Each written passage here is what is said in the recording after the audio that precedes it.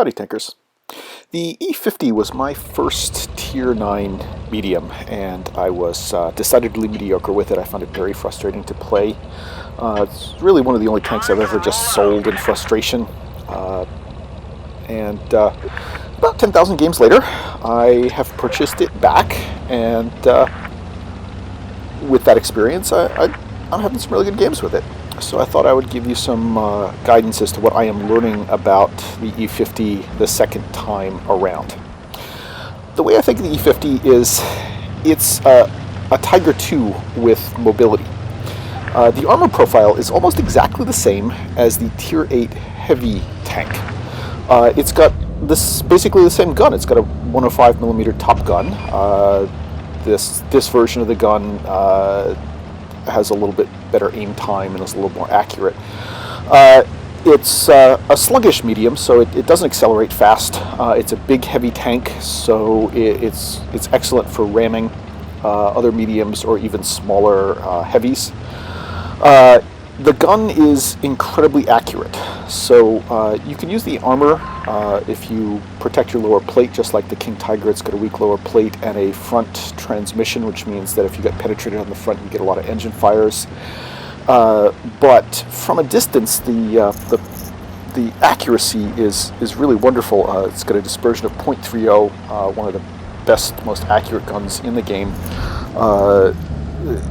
Really good armor penetration at 220 with regular armor and with regular ammunition, and 270 with APCR. So if you use this tank well, it's a good tank to be at long range with or really close range with. Here I am platooning with Abrams' Army. He's in his Object 704. We decided at the beginning of the game that he was going to stay over on that side and I was going to flank. They have all gone down, and I've come in behind this M103, which is, I didn't realize at the time, but it's AFK. And I am hitting it in the rear deck with HE and doing quite a bit of damage. And take him out. That was obviously trivial. Now I'm going to try to come in. There is a friendly medium that's engaged here, and I'm going to help him out. So I come in, put a shot into the T-44. The E50 is not a fast reloading gun, but I reload fast enough to take this guy out, overshoot. And you can see the E50 does not accelerate quickly. It takes a while to get up to speed. It's got a decent top speed, and you can get there. The speed limit is actually 60 kilometers per hour, but it's very sluggish. I put one into this IS-3. No problem penetrating the frontal plate at the correct angle. Somebody else takes him out. And I'm advancing to see what I can do to the remains of the enemy team. We have a T-32 up here who has taken some hits, and a T-30, I definitely don't want to take a big shot from him. Here's a T-32. I put a shot into him, and wait a second, this is a E50, and I've got the side of a smallish heavy. I do take a shot from the T-30 here, but ram kills are totally worth it. Put a shot into T-30, and boom, he's dead. That wasn't an amazing game. Most of the damage I did was that easy kill on the M103, but I'll take it. Shows you some of what an E50 can do, and I did get a lot of damage there.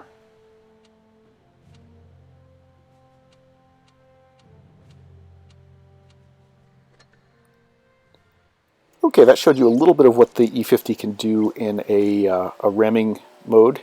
Here I am platooning with Major Buzzkill. He's in his T-30, and we are advancing here on Canal. I'm scouting. I don't want to get too close. You can see I easily put a shot through the front of this E-75, and now I'm backing up.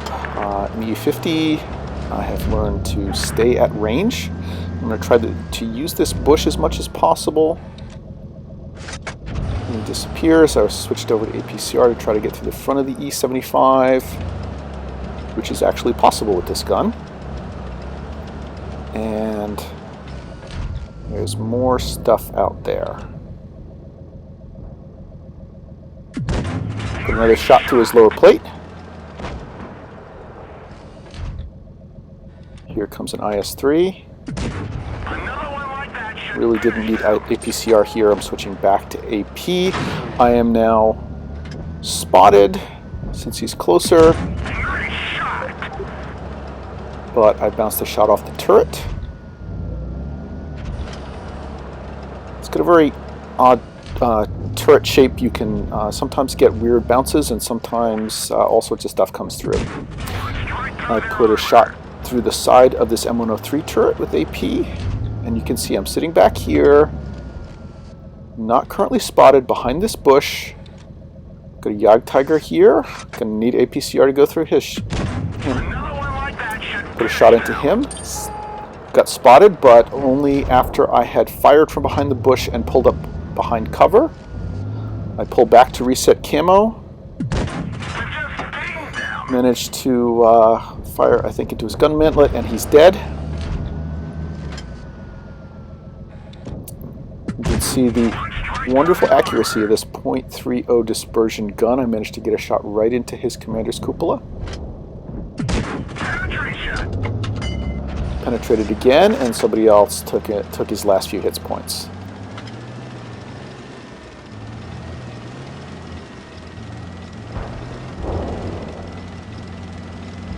Now we're advancing up here. Got an enemy T-95, but he's turning. I had switched to APCR to try to get through his front, but I do not need it at this angle. And he's dead. Now there's one enemy tank. I'm fast forwarding because I tried going over to the right, turns out he's to the left, and he's dead before we're done. So that was a good game. 3.4k damage, no kills, but definitely contributed extensively to that team. Okay, here I am platooning with Warlord. He is in his Yag Tiger, and we are advancing on Falls Creek toward the cap area. I cross over the river to the right of the cap. Their T-54 goes into the cap circle. I don't react quite in time to get a shot on him, and I advance further. One thing to note about the E-50 is that it's one of those tanks that has better gun depression to the side than to the front or the rear, so if you're shooting like this, you want to be shooting off to the side rather than to the front. But I don't quite get a shot there. T-54 shoots me. I shoot him back. Pulling back, trying to use some angling here.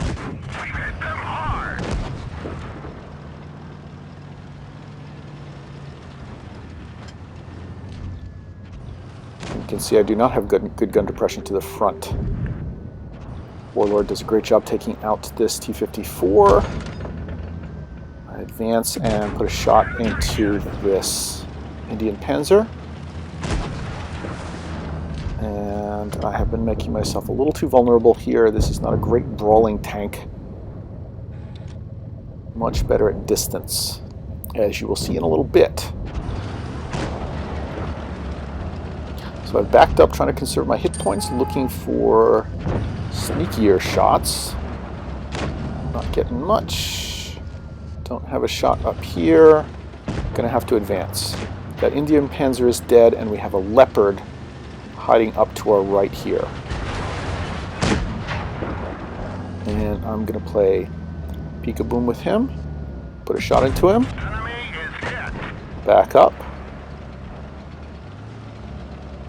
And he's not being super careful here. I'm gonna be able to do the same thing again and get the kill.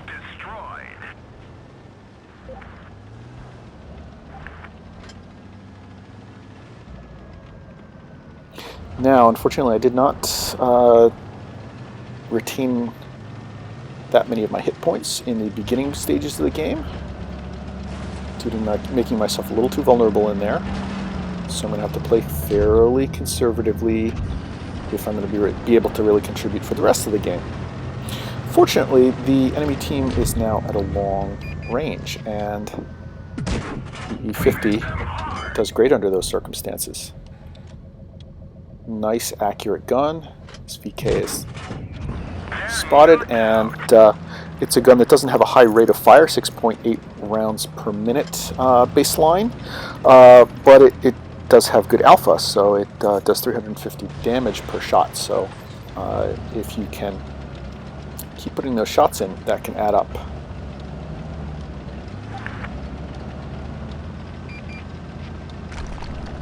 Okay. We have a Centurion that's been spotted, another long-range enemy. Again, something this tank is good at.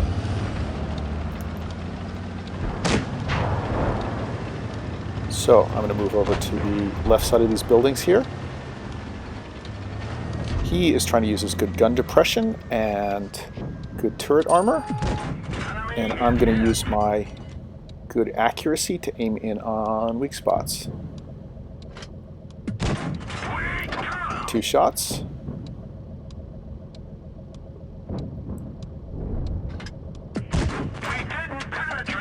Misses vulnerable armor.